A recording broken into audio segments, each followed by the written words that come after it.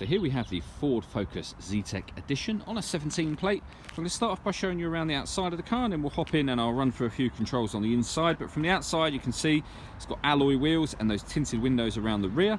Let's start off inside the boot and then work our way around the rest of the car from there.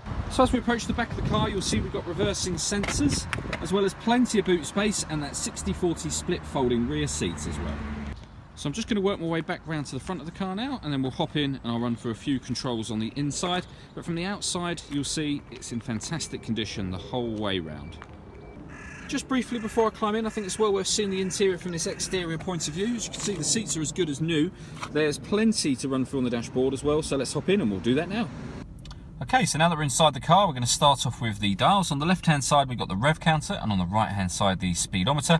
At the bottom, in the middle, we've got the fuel gauge and coolant temperature gauge, and then above that, you can see the total miles on this car are 5,976.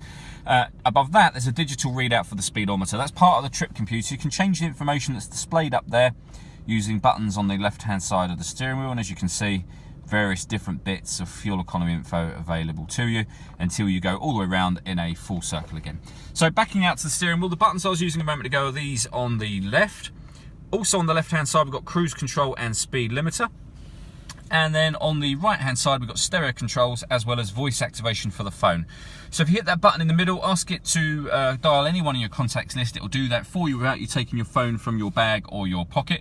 That is of course once you've paired the phone, which is done on the screen over in the center just here by hitting add device and follow the instructions on the screen. You can already see probably, but this car has got satellite navigation.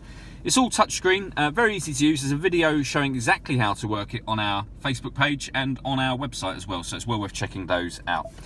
When it comes to music, there's a few ways to listen to your music in this car. If we hit sources, they will all be listed. So AM and FM radio, DAB digital radio, a CD player, Bluetooth audio, so you can stream music wirelessly as well as making and receiving phone calls, and there's actually 2 USB inputs, so as soon as you plug a USB device in, you'll have those options appear up there as well.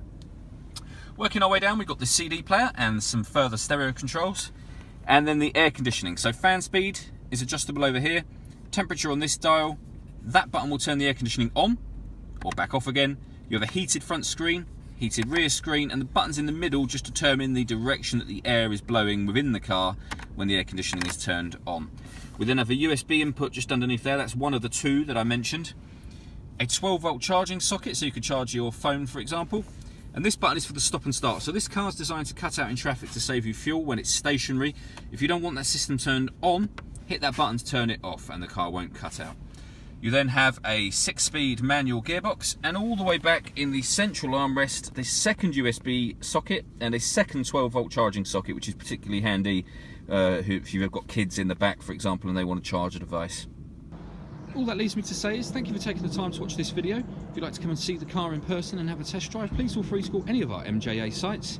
We'd love to hear from you soon.